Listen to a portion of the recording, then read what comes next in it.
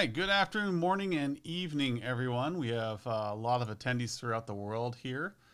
Uh, Paul, you can go ahead and pop on if you want. Paul is joining us from over the pond. Is that the right phrase?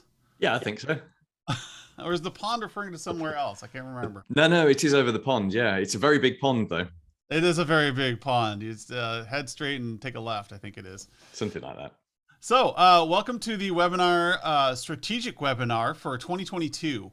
My name is Adam Walter. I'm from Managed Services Platform. I have done VCIO work and CIO work, managerial work, engineering work, pretty much anything you can think of in IT I have done except for development. That's for somebody else. So strategically, I have led a lot of companies and departments as well as Managed Services Platform. Anything you see in there, that it comes from the brains of my team. Paul Green, can you tell me just a little bit about yourself quick?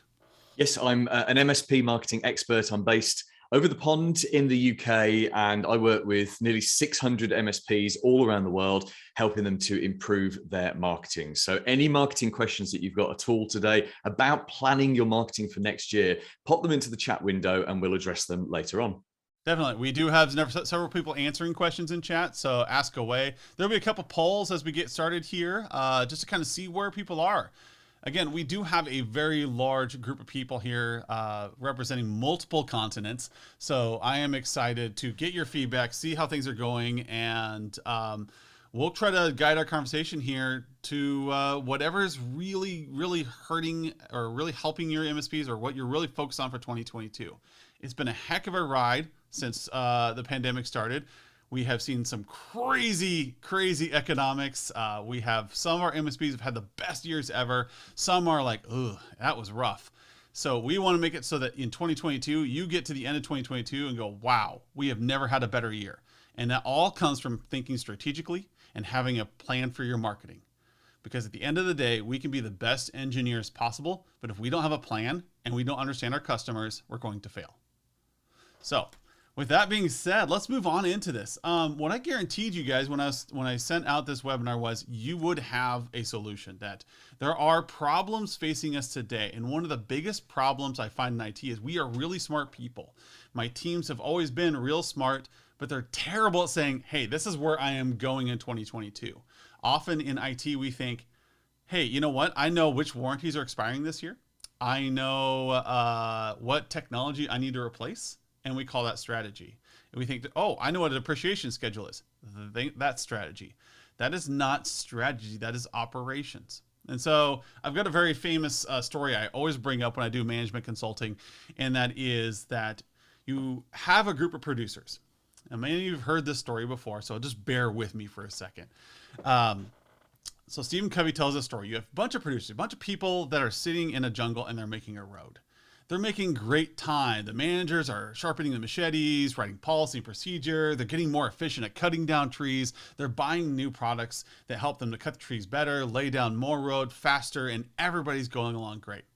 And then the leader goes, wait a minute, let's go and check and see if we're straight. And he climbs a tree and he looks up and he goes, oh my gosh, we're in the wrong jungle. And all the people, all the producers down below, all the workers say, yeah, but we're making great time. Now, that punchline is a little funny, but it's very true. Like, you can get so caught up in operations that you forget what direction you're going, and that you may be really efficient at closing tickets. But what's the purpose of closing tickets if your clients are not happy with your services? If you're not helping them achieve goals at their organization? So not having a plan is planning to fail is another catchphrase you can use. You have big ideas that you want to have more people. You know you're the best in your industry. You know you're the best in your marketplace, but people just don't seem to be coming to you. And why is that? Well, maybe you're in the wrong jungle. And so where are you? What is your goal for 2022? So think about 2022, where you want to be as an MSP. Do you want more customers? Do you want to Scrooge McDuck it into a pile of gold at the end of the year?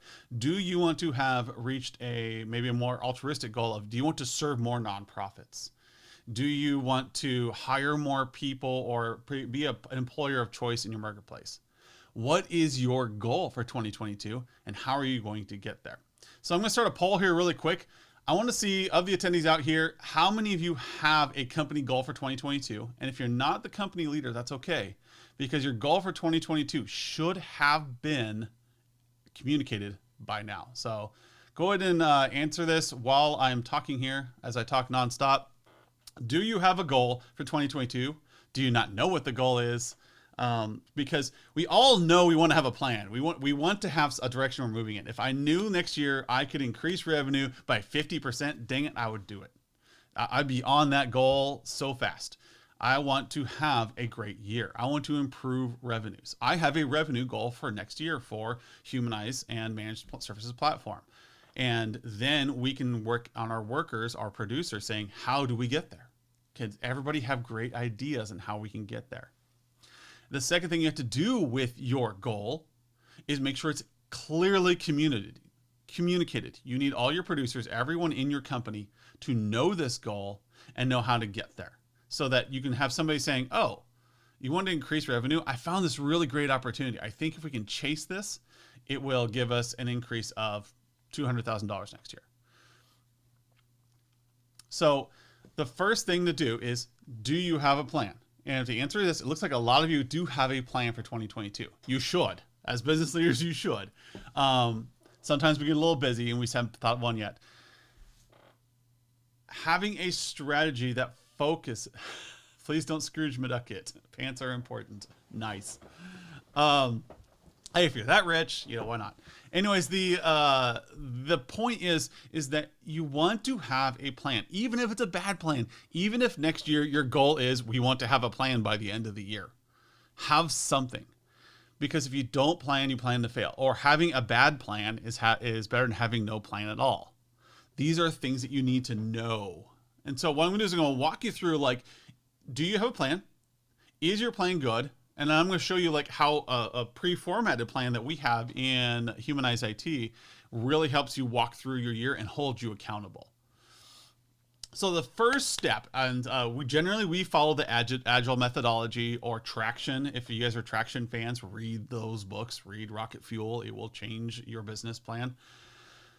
And the first step is to find a theme or goal for the year. The next step, so the theme or goal needs to be something like, I want to make more money.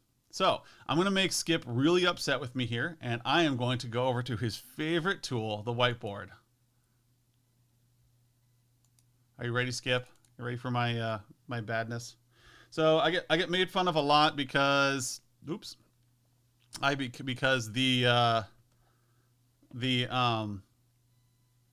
my monitor switched around. We lost power due to a really bad storm last night. 80-mile-an-hour winds went tearing through our place. So my monitors are all messed up now. So no whiteboard for you guys. Anyways, the point is that you want to make more money this year, or you want to increase profits by 20%. So my theme for this year is I want to make more money. I want to increase profits by 20%. The second thing you got to think of is, how are you going to accomplish this? So you go down to how. I want 10 more customers by the end of the year. I know my average revenue per user per company is X. I know that it'll get me to my 20% growth or 10% growth. Then finally, step 3, what's the story going to be? I can get 10 more customers if I target private schools. I know private schools are a niche for me. I know I can reach out to them. I know that I can see that private schools are underserved in my area, that we are good at serving private schools, and we have something cool to offer. And then step 4, I'm going to go look at one of my employees and say, Bob, your job is to identify the private schools that we have in the area that are underserved, and I want you to go through a meeting with at least 20 schools and show them our difference. So now we have a clear set of goals. When are we going to do these things? That's on Bob. That's the operational focus. At that point, you can start making tickets in your PSA. You can start delegating tasks, and you can start running things. But notice how many steps there were before we got to that operational focus. And in a few minutes, we're going to have the marketing portion of this. How does this fit marketing? Because you have to communicate your goals, and you have to figure out how this is going to work. You have to communicate these goals. You cannot keep them in your mind. So I'm going to end the poll here, let everybody see it. It looks like we have 71% of you are saying yes, you have a plan. We have a couple that said no, unknown, and a bunch that didn't answer. So what we want to do is we want to show you, have this plan and make sure it is communicated. I can't tell you the number of times I've been in an organization where there was an organizational goal and they didn't tell the IT department because they figured the IT department didn't care. Yeah, we're just going to keep working on computers. We don't need to know the business goals because it doesn't matter. I'm here to tell you it does matter, especially in MSPs. You got to align with business goals. That's step one. I want to make more money. That was not anything technology related. That is universal across all businesses. If you walk into a Traction or an Agile shop, they have an overarching goal. It's referred to as a theme. Then you have an epic and then a story, and then you have your tasks. Unfortunately, a lot of you MSPs tend to stick in tasks. So one of the things that the Humanized IT framework does that we built a few years ago is that it takes this and it breaks it down, breaks every year down into themes. So it took me about 10 minutes, 5 minutes to run you through how to do the steps and how to come up with a theme and then move it into the task level. But what we want to do is we want to make sure that you can follow something. And so in Humanized IT, we create a framework where we develop the theme for you. We create a thematic approach to a year where we say, hey, in each year, we want to serve customers better. We want to ensure that we are serving all customer business needs with appropriate technology on an annual basis. That is the theme we set up for our goal of our program. And we say we're going to do this by identifying a topic each quarter to focus on. And so the humanized architecture, it goes architecture, risk, service, and strategy. And we focus on those each quarter. And there are specific reasons why we go in that order based upon the calendar year and events that occur during the calendar year. When buy cycles are, when cybersecurity month is, when people are putting together budget cycles. And then finally, we move these quarters and ensure that the customer's data is up to date by auditing the customer on each of these things each quarter. And then the last thing we do is that we evaluate and come up with recommendations that we can present in QBRs. This is a very tactical way to do things, but it's all pushed by that thematic approach to your year. So you don't have to spend every day doing business planning and figuring out where you're going. You guys have break fix to do. You have a company to run. You can't spend all of your time in strategic meetings. So we try to create a framework that is easily applicable to your company. And so in another thing I want to introduce you guys to is that you can break this down. You can break this down to something called sprints. So a lot of you are familiar with sprints. You know what they are. You've worked with dev teams before. And a sprint is a cycle. So you've got this big theme. You've got these goals. You've got your tasks that you want to complete. But for some reason, you keep missing your SLAs. You keep missing things. It's because you don't have checkpoints. And if I could get my whiteboard to work here, you'll see that productivity increases every time there's a task checkpoint. And we call these sprint cycles. Some of you have a sprint cycle of an entire year. So that at the end of the year, you have this whole pile of work that starts ramping up in December and November. You know you have a problem with your company if all the work gets done in the last 2 months or the first 2 months. That means you need more checkpoints throughout the year. That's why people encourage QBRs. Because now I have a checkpoint with a customer and all my clients or all my engineers are going to ensure that they work during that period. So every time you have a checkpoint, you're going to see an increase in productivity and an increase in communication with your clients. You can decide if you want those to be as a week. You can decide if they want to be every month. You can decide if you want to be every quarter. Just do something. Have a checkpoint where you hold people accountable to the progression of the annual goals. It can be as little as 15 minutes once a quarter, but there has to be a checkpoint where everybody says, yes, I got my stuff done. No, I did not. Or I need help. And that is as simple as it gets. So the Humanized IT framework breaks it into weekly cycles. We talk every week. Here's what you should be doing this week. If you come to our weekly sessions, Thursdays at 2 o'clock Central, we have a weekly session where we say, hey, here's something you should be working on. Or, hey, here's what the economy is doing. We should probably be adapting to this week. You should be scheduling key stakeholder interviews, or you should be reaching out and asking your clients, "Are you guys okay? How did things affect you with that new bill that got passed?" And you have these things in our weekly meetings as humanized members to talk through and say, "Hey, where are we?" So at least once a week on Thursday, somebody's talking to you about MSP strategy and where you can be going. And it fits into how our software operates. And if you don't use our software, the weekly meetings are really fun. We make fun of ourselves a lot. The community is very active, and we have a lot of participants. You can also see our recorded sessions throughout the last year. If you want to go through and binge them over Christmas and see how we ran 2021 on weekly sessions and held people accountable and increase activities and why people say, wow, once I had a plan, once I walked into a QBR with a plan, I made $20,000 on a customer I've had for years. And it's that confidence, it's that plan that your customers are willing to buy into. So I want to move into the second part. If Paul can pop on here again. I don't see his video. I don't know if I'm stealing it from you or if I've denied you video. But along with this, I want to have a good conversation with Paul on how do you fit in marketing strategy to kind of an annual cycle? Like, I mean, I know that I know nothing about marketing. So my idea of marketing is I go into LinkedIn, I start a campaign, I throw some money at it, and I hope that people will respond to my ad. And I'm guessing this is the correct way to do it because I have hits and I have a lot of views on my ad. So tell me, am I right? Am I wrong? So if you could actually see me right now, you'd see me with my head in my hands, because what exactly what you've just said there is a tactical approach to marketing.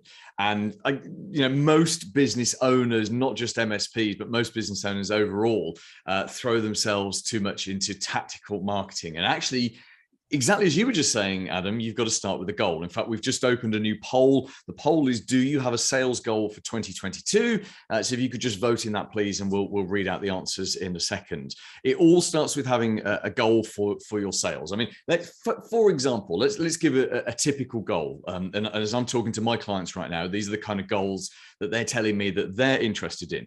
An MSP might have a goal of saying, right, I want one new client every quarter.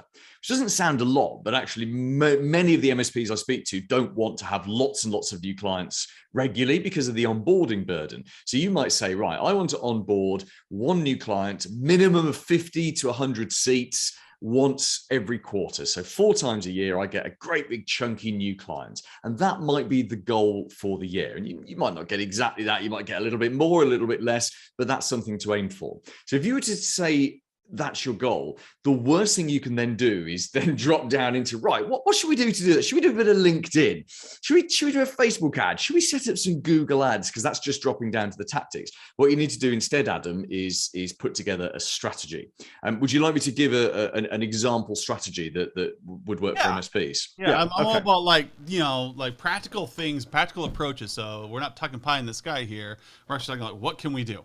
Yeah, sure. And this strategy, I know the word strategy is terrifying for many people, but actually a strategy is just an over guidance. It gives you a series of things to guide the actual tactics that you put in place. So for example, and I'll give you a 3-step marketing strategy that many MSPs use. This is what I recommend. Our entire core product, the MSP Marketing Edge, is built around this.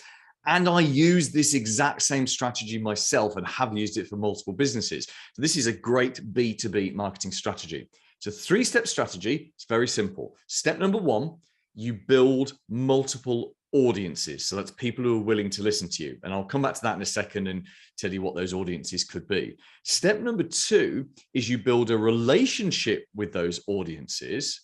And step number 3 is you commercialize that relationship. So that's it. That's actually an incredibly powerful marketing strategy, not just for 2022. That could drive your entire marketing for the next decade.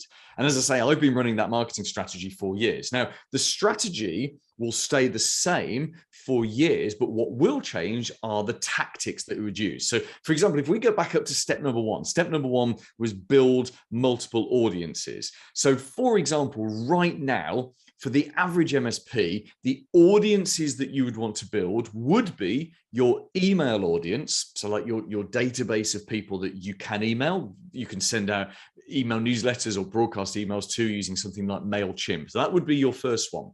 And your second one would be your LinkedIn.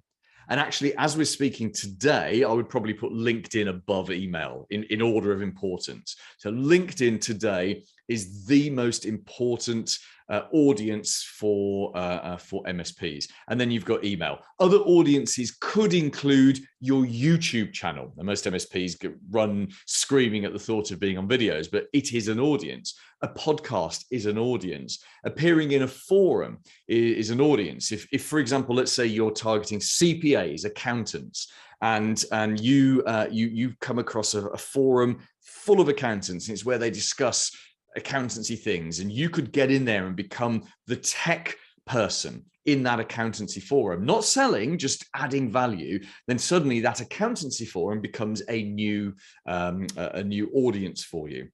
So there's lots and lots of different audiences, but the tactical thing of which audiences will change. You know, a year ago, we'd never heard of Clubhouse. Now, actually, as it stands a year on, most people have never heard of Clubhouse. So Clubhouse is an audio-only social media tool, and it kind of came out with this immense launch at the beginning of this year and has sort of gently tailed off since. But what if Clubhouse had caught on? What if Clubhouse had become the big thing? And even now people were starting to talk about, oh, have you dropped into the business owners group in Clubhouse or whatsoever? So we have no idea what the next big thing is going to be, but the strategy guides us that we tactically we can move around to different audiences, but the strategy stays the same, which is we build audiences. So what are the tactics for the middle one? So if you remember, my first step was to build multiple audiences. My second step was to build a relationship with them. Now, this is actually where the guts and the sort of the bread and butter of marketing is done, because building a relationship with someone is primarily done by entertaining them and educating them. In fact, we call this edutainment. It's a mixture of education and entertainment. And the way to do this is through content marketing. So if you've got an email audience, you send out an educational, entertaining email once a week, and you teach them about, I mean, for example, Log4j or Logshell. Excuse me, not Log4j, Logshell is something you could educate your audience about this week. We wrote a blog for our clients that they can use to educate their clients. Now, you know, it doesn't affect most businesses unless they're obviously running an e-commerce business, but it's a great opportunity to talk about the world's greatest hack. You know, it's the greatest cybersecurity risk to the internet ever. Most people aren't aware of it. Let's educate business owners and actually use it to start a conversation about phishing, about identity theft, you know, about ransomware attacks, which are, of course, more directly related to them. So I mean, that's an easy example from this week, but there's always something. If you go looking for it, there's always something. And if you can't create some educational content yourself, go and subscribe to a service. You know, there are loads of services. Many of the big vendors now have social media content, other marketing content. Lack of content is not a reason to do this. There's plenty of content around. So you send your weekly email, and on your LinkedIn, you post daily. And daily can be 5 days or 7 days, whichever you're most comfortable with. But you're looking to educate people and entertain people. And that's how you build relationships. Again, those tactics will change. If we'd done this webinar 5 years ago, I would have prioritized email marketing above everything else, because the powers of email marketing 5 years ago were far higher than anything else. You could track what people were doing. Open rates weren't as bad as they are now. Deliverability wasn't as bad as it is now. But, you know, email marketing is one of those things that it still has a power, but its value is being chipped away and chipped away and chipped away. Apple have chipped away at its value by putting in place the thing they've done with Apple Mail, where they've removed they're removing the ability to see who's opening your emails. Deliverability has never been so bad. Getting emails to Yahoo and AOL addresses is chronic right now. And, you know, you could say, well, we don't want to do that. We want to get to business emails. Well, there's still a proportion of people who use Yahoo and AOL for their business. Even, you know, anything that Microsoft has its fingers over is really difficult, and it's almost unpredictable in deliverability terms. So email marketing is over the years has become, is starting to move down and down and down. And that's why I would say LinkedIn is a much more important audience for you today. So go back to that thing. We've got build multiple audiences, build a relationship with them. And then the final strategy step commercialize that relationship. The tactic I recommend for that today is picking up the phone. Pick up the phone, call people. You just call everyone. You call everyone you're connected to on LinkedIn. You call everyone who's in your email database. You just call everyone. You get someone to do this for you. A back to work mom working 2 to 3 hours a day, 2 to 3 days a week. She'd be perfect. And because there's no selling involved, she doesn't need to know about technology or your business. There's no selling. The outcome of these phone calls is to book a 15-minute video call with you, with the expert. And you might have to make or have 50 to 100, she may have to have 50 to 100 conversations before she gets someone to have a 15-minute call with you. But that 15-minute call is going to be a hot prospect. The chances of you turning that call into a proper meeting, into a sale is well up there at 75, 80%. Because I want to ask you a question real quick. Sure. So, you found the whiteboard. You found it. I finally This is great. Man, if people understood how many technical difficulties I've had in the past like 12 hours, I came in today to a hard drive not found error on my PC. It strikes terror into your heart. Adam, you're a pro, and you plowed through it. Anyways, so my question is, like, commercializing the relationships, isn't that a little impersonal? Doesn't that kind of like lose you that face value? That, because I mean, you know, in the chat there, somebody was asking like, where's the slide deck? Like, I, Adam Walter, vehemently am against slide decks because it takes the relationship out of the presentation. So you say that. And there's people who will argue with me to death on this one. Yeah, well, but you've at conferences, but Adam, you're using a slide deck. It's a whiteboard. It's the same thing. So a slide deck is just an efficient way of presenting visual information for visual communicators. You've done exactly the same thing, but you've done it with, is that a bit of software? Is it like a whiteboard app or something like that? No, just Microsoft Whiteboard on my screen. Okay, so but you've done it. It's the same thing. It's the same thing. So when the question you asked, I'm not here just to argue with you, but the question you asked is, does it depersonalize it? Actually, it's completely the opposite way. So if you get a friendly, warm, back to work mom who isn't a natural go get 'em salesperson, who isn't on commission, who doesn't get paid by results, but their job is phone people up, move the relationship forward, and her job is to look for, is this a good time? Because the biggest thing in marketing, I mean, marketing is difficult enough in the rest of the world. For MSPs, it's so difficult because it just takes so long because of inertia loyalty. Inertia loyalty is the thing that keeps someone with an MSP for 10 to 20 years. Well, partly it's good service, but when you know, not everyone is being serviced brilliantly all the time. So inertia loyalty is what keeps people with you for a long time. And it's what stops them from leaving MSPs that actually they're a bit dissatisfied with. Whereas the back to work mom is calling them, she's just asking them questions about their favorite subject, themselves and their business. You can ask this. Here's a great question. This is a writer downer. On a scale of 1 to 10, how would you rank your current IT support company? So on a scale of 1 to 10, where 1 is awful and 10 is amazing, how would you rank your current IT support company? And that one question alone opens up so many conversation possibilities. If it's a 10 or a 9 or an 8, they are not leaving their incumbent MSP for years. Finish the conversation, move on, don't bother calling them for a few years. If they score a 7, a 6, or a 5, they are unhappy. That's a low score, a 7, a 6, or a 5. Push, explore it. Oh, that's a really low score. And why would you give them, you know, what have they done that's annoyed you enough to give them that score? That's a great way of saying it. What have they done that's annoyed you enough to give them that score? And then let them rant for 5 to 10 minutes about all the awful things their incumbent MSP has done. How cool is that? We're getting the potential future prospect talking about how terrible their current IT support provider is. That leads very naturally into, well, look, maybe you want to have a conversation with Dave. You know, Dave's our boss here. He's the owner of the business. He's the technical genius. Why don't I just get you two together for 15 minutes on a video call, and he could just give you sort of a different view on that. It's not sales. I mean, it is, but they don't see that as sales. That's them and one other person talking. The chances of Dave converting that into a client is really, really high.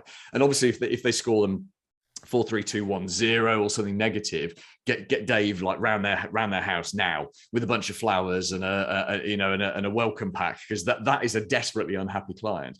But can you see, Adam, how this is the complete opposite of depersonalizing it? This is actually, we call it jumping the relationship forward, because you've got to find the right time, because people only buy when they're ready to buy. But this picking up the phone stuff, and I know it's a bit crass for me to say it's commercializing it, but that's what it is.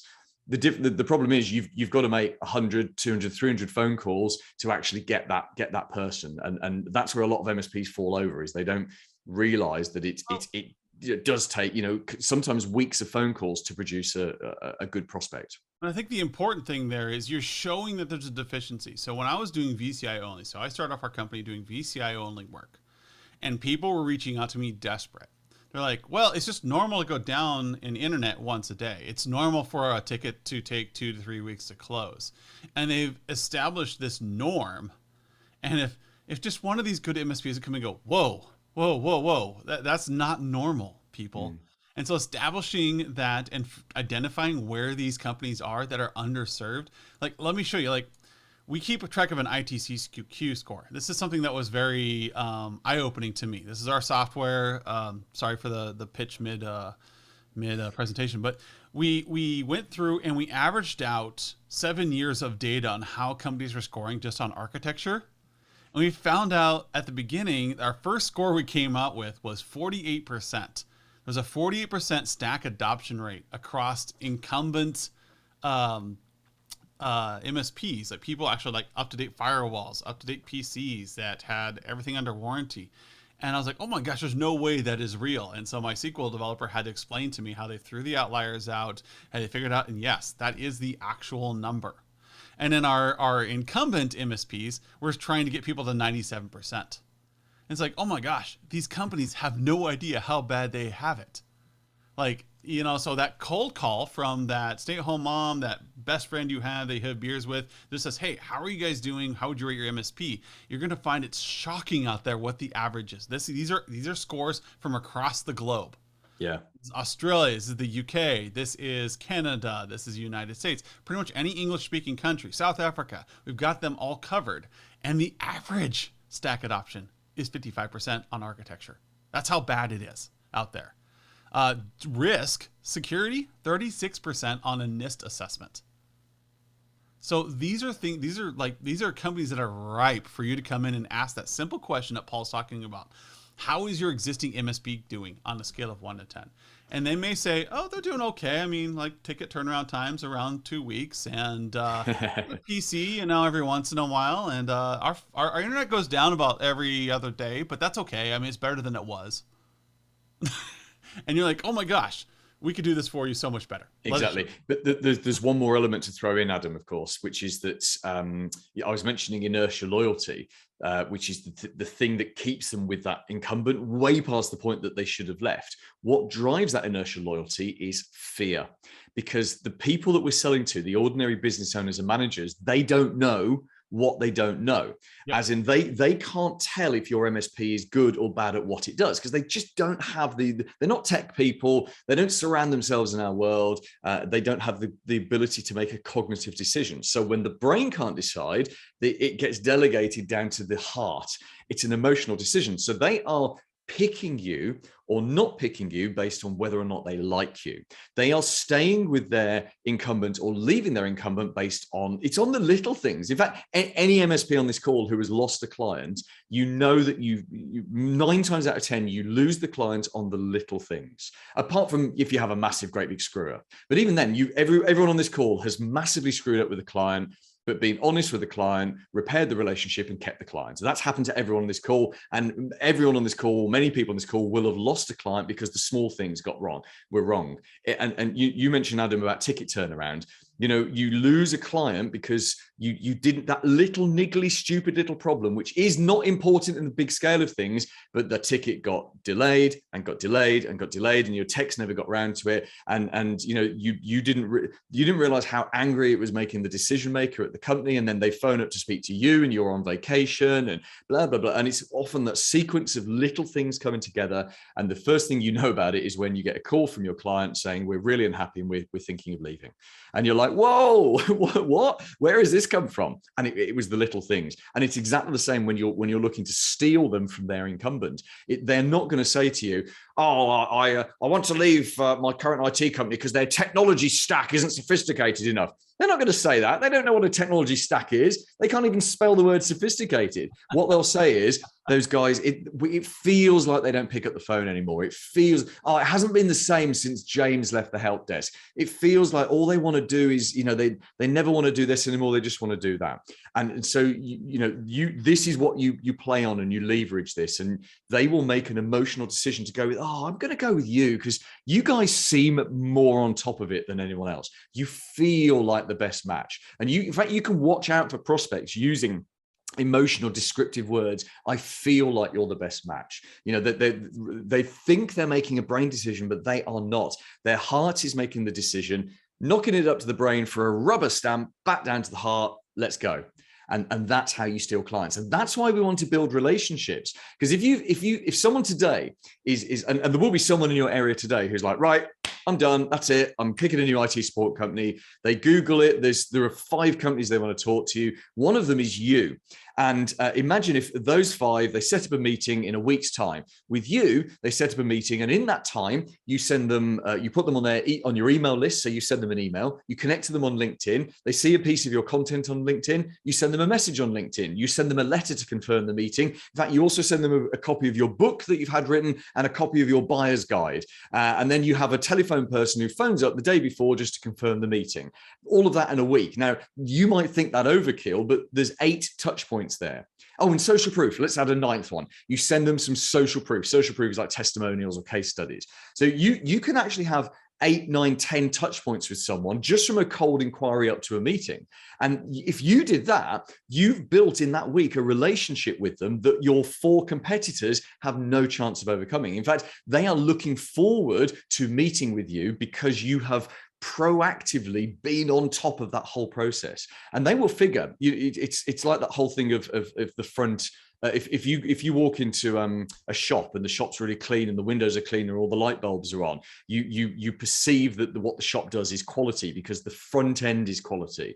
And they will perceive exactly this. If you're on top of that sales process and you're sending them good stuff and you're having lots of touch points, they'll perceive that off the back of that the service is really good. So you could actually run a rubbish MSP, but if your marketing and your sales processes are really good, you'll win lots of clients. You won't keep them for more than a couple of years, but you'll win lots of clients. I want to give everybody a very, very specific tip. And I've given it to people in multiple industries, whether it's a home, a gym, a personal trainer, business coach, whatever you're doing, is that you can be the best salesperson on the planet. You can be the best marketing person, you can be the best engineer that ever walked the face of the earth. But if your client doesn't believe you are, you're done. So true. And That's that so is true. the big thing. I've had some amazing firewall developers who were just jerks in real life. I mean, just they were not people. You know what I mean? Yeah. And so what I'm saying here is that I didn't put them in front of the C-level team.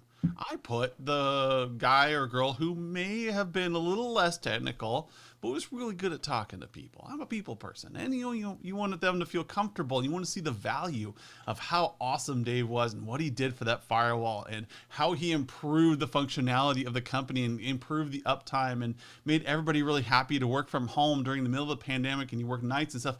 That's the person who's gonna be, oh my gosh, you guys did so much for us. We really appreciate it. And that perceived value, that if you feel like your clients don't appreciate you and they don't get it and they're not selling or not buying what you're selling, that's a marketing problem, people. That is not an engineering problem. You cannot close tickets faster. You cannot increase perceived value by working harder. And as an engineer who has spent many, many 36-hour days working my butt off and then been asked by a client, hey, can you swap out this monitor for me in the morning? A lot of people, by the grace of God, are still alive today because of patience. Because you're sitting there and you're on your wits' end. You just spent the entire 36 hours making sure the company was running, and now this person's like, "Oh, I need a mouse. I need a monitor." They don't know that you work the night. That perceived value, you need to show them what you did. You need to show your value. And all that is this marketing strategy that Paul's talking about. And so how do you move forward from here? Like, how do you take this marketing, all these things that you need to do, and you're feeling overwhelmed? Like, crap, I don't even know where to begin. I'm paralyzed. So the first thing you all need to remember is, it's admit you have a problem.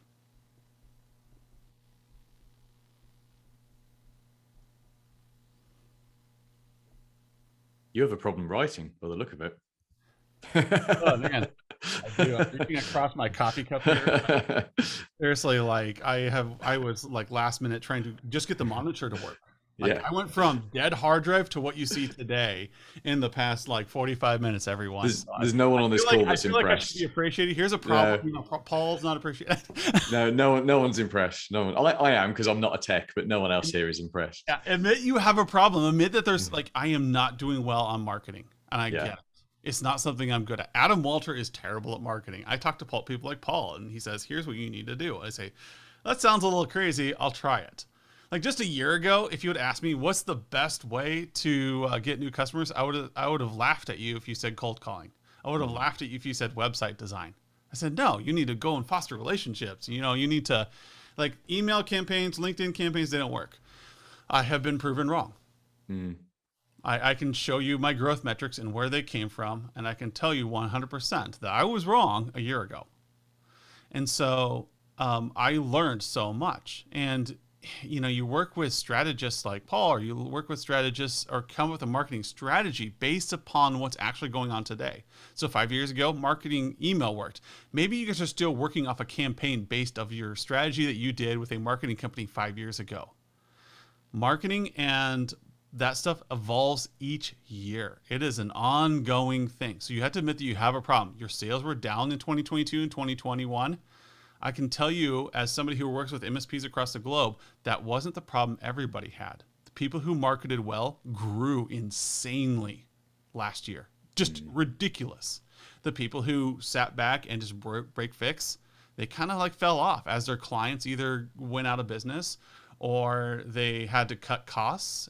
Their perceived value was so low, like, we'll just get rid of the IT people. We'll move to like a ticket-based system or a ticket break fix. And your revenues went down. I can tell you a lot of MSPs grew, like doubled and tripled last year. They had great marketing strategies. 2, identify a theme.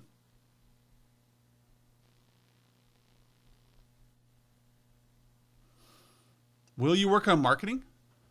What kind of marketing are you going to work on? Maybe you just need to get that blog going. Maybe you just need to get that podcast going. Maybe you're going to get a phone call with Paul and listen to what he has to say about how you can be, making snow angels this time next year in cash. These things work, but you have to have a plan. You have to say today or in the next couple weeks, this is what I'm going to do next year. And then you do it. Find a way to get into a cadence to do it. So the graph I was unable to talk to you guys about, I like to put it in red, is you start off with January here, and you have December here. And then you have activity level here. In January and December, your activity levels are kind of low, unless you have a problem. And then you have QBRs. Everybody's like, oh, we need to do QBRs because ConnectWise says we need to do QBRs. It's the best practice. So quarterly, you have checkpoints. So activity level does this, and then it spikes up as all your engineers close tickets, because they know if they don't, that the manager of the company is going to make fun of them. Same thing with marketing. You suddenly have a marketing activity, except for marketing, if I remember right, you can correct me, Paul, here, marketing, you have a marketing campaign happen here at the first, your spike will happen here. Well, I'm actually a fan of not doing campaigns, but of setting up a system. So setting up a machine. So because the problem with doing campaigns is you do a campaign, it ends. And then by the time you start the next one, you're like, wow, was it really 172 days since we ran the last campaign? We just kept putting it off.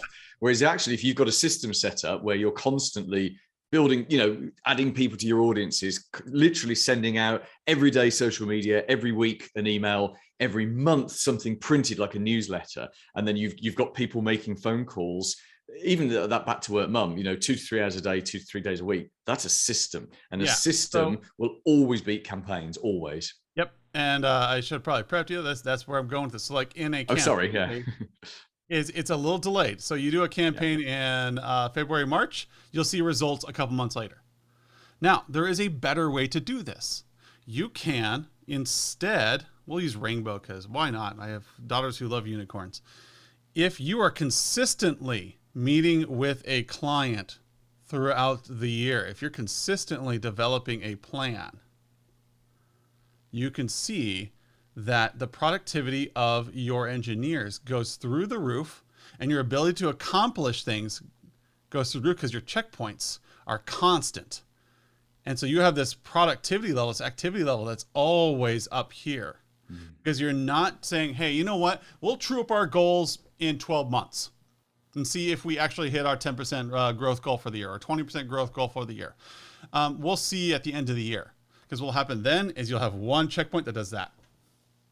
And then you give up your Christmas, you give up your New Year's, and you find yourself with a lot of sleepless nights. I have run multiple IT departments. I have run multiple companies, and I can tell you this works. Consistent delivery on a weekly and monthly basis will outperform quarterly and annual checkpoints every single time. You got to be consistent. And a great thing here is that your revenue will go up because your clients will start seeing that you are consistent at delivery. And they'll have confidence in what you do, and they'll start trusting your opinion more, and your perceived value goes through the roof. You can tell the difference between you and another MSP that is consistently providing marketing value because people know their name. They may not be doing business with them, but they know who they are. Oh yeah, they're that one MSP that really focuses on doctors' offices. Like, oh yeah. How do they know that? Good marketing. And it's not expensive to do good marketing. You just got to be consistent. And so, like, 1, admit you have a problem. 2, identify a theme. 3, come up with a cadence for the love of all that's good and holy. Checkpoint yourself and say, we're going to hold ourselves accountable on a weekly basis. Every Monday, we're going to stand up, have a cup of coffee, pour some Jack in it, and we're going to say, here's where I am today. And that's what you're going to do. I wouldn't do the Jack in the morning, bad idea. But the point is, get something that gets everybody in, standing up saying, did you get your objectives? Did you help accomplish our 2022 goal? Are we getting to where we want to be? Do that every week. And in performance-based organizations, whole other topic, what you find is when everybody's on board with your marketing plan, and it's super clear, everybody's on board with the strategic plan, you have all these engineers who are really good at problem solving. Suddenly you have 30 people working on your plan, 50 people working on your plan, and coming up with new ideas to make sure it's successful. And what we know from performance-based organizations like this, where everybody's working on the goal and checking on it in every meeting. So you stand up in the meeting and say, you start your meeting with, what's your annual goal? We want to make 20% more revenue. How are we going to do it? More candy. I don't know. More caffeine. Everybody knows it. Everybody's working on it on a daily basis. So divide your company up. See what you can do for cycles, for checkpoints. Are you accomplishing your goal? 4, find these sprints and hold to them. Accountability. Somebody has to be the champion. Oh my gosh, I killed that. You can't read it anyways. So that's the beauty of having bad handwriting. Accountability. Somebody in your company has to be the champion of this cadence. Who is checking in with the teams and making sure that they're following through on the goals each other? Who thinks this is important? Usually it's the CEO. So that accountability part, this here is done. Now, if you join our community, this is my mini sales pitch here. If you join our community, we do this for you. Every Thursday, we sit down and we talk this through. If you listen to our podcast, we talk about how to have better conversations, how to run your MSP better. Paul's been on our podcast. And you'll get great tips on how to increase your perceived value. But if you join our community, part of the thing that differentiates managed services platform from others is that we have a very active weekly community. We are a very human approach. You can ask questions on a weekly basis like, hey, we're really struggling with onboarding new clients. Is there something we can do about that? Hey, let's have a conversation. Let's talk about that. But you're going to see a 48-week schedule that we publish starting in January 1st every year. It'll be out on our website, and you'll see like what we're going to talk about all year long. And as a community member, you get to participate in this. You get to be on there with MSPs around the world and talk about what's going on. Then you can use our software to hold yourself accountable on monthly, weekly, and quarterly basis. We have technology roadmaps. You can stand in front of your team and go, who's handling these projects this year? Who's handling these projects this week, month, year? And that's the beauty of it. And so follow through with these 4. Make sure that you're admitting you have a problem with a marketing or on strategy as a whole. Identify the theme and hold to it on a cadence, on a regular basis. Talk about your marketing goal. Don't say, hey, you know what? In June, we're going to run a marketing campaign. No.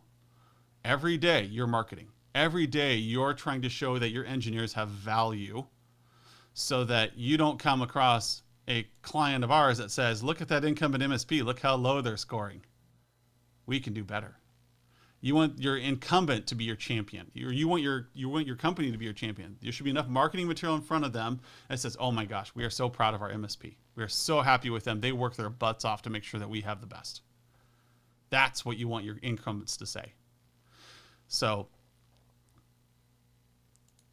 sorry, lost my window here. Once you have these 4 in place, you can do it. You don't have to work with me, to do this stuff, but it works much better when you have an accountability partner, when you have a weekly schedule or a monthly schedule that you can hold yourself accountable and be reminded that you're trying to go somewhere this year. So with that, Paul, do you have anything to add? I know that you were thinking about giving people a special offer to conclude the call, something about free services forever. Free forever. Oh no, that would give me an aneurysm if I was to suggest that. But what we will do is we have a service called the MSP Marketing Edge, and it basically makes your marketing easy. That's what it does. So we give you all the tools and the content to implement the marketing strategy. It's as simple as that. Anyone can get a month's free trial, but if you start your free trial and just sort of drop us a support note and say, hey, I saw you on the webinar with Adam, then we'll extend that to 3 months. And we don't do that for anyone. It's a sort of a golden rule, but that's our thank you to Adam for inviting me on this. The critical thing with the MSP Marketing Edge is it's only available to 1 MSP per area, because if lots of people in an area used it, it would obviously have less value. So you can lock out your competitors. So if you go to mspmarketingedge.com, pick either the UK or the US site, depending on where you are, and enter your zip code or your postal code, and we'll check for you. And if your area isn't available, please do join the waiting list, and then we'll be in touch with you in the future if and when your area becomes available. Yep, I just sent you. I just put the your website in the chat, so please click on that. It makes me look good when Paul gets attention from me. It makes him say nice things about me. So feel free to sign up for books and book demos with him. You can book a demo with us. We are doing 50% off onboarding through the end of the year. The beauty of that is if you sign up, you don't have to start with us before January, but if you book before the end of December, then you get basically free coaching through Skip and myself, and you get your guided implementation. We don't just let you sign up for our software and say, be free. No, we actually walk with you. We actually have somebody evaluate what you're trying to do, show you how to implement it with your first customer so you can start make money as soon as possible. Our implementation is very much hands-on with somebody like Skip, myself, Miles, or any of our employees to say, how can we make you successful? And there may be a point in there where we say, where's your marketing at? And we say, you need to go talk to Paul because you can be really great at this, but what's the point if you're not selling? We'll help you do some selling, but that's not where we excel. That's where Paul excels. You want to bring in more new clients, use Paul's product and ours and be awesome. So we really like working with Paul. I appreciate Paul coming on today. If you do have any questions, you can reach out to the email that sent out this webinar. You can reach us out at Virtual C or through Paul's website, and we will respond. We are both very human-centric companies. We care about what you're doing and where you're going, and we want to see you succeed. We have helped many, many, many people succeed. We have lots of testimonial videos between the two of us, lots of testimonials that will say, yes, these guys are actually for real. Our perceived value is very high. And we will get you there. We'll provide you the tools, the coaching, the guidance that you need to succeed in 2022. Thanks, Paul, for coming on. And I hope to be online.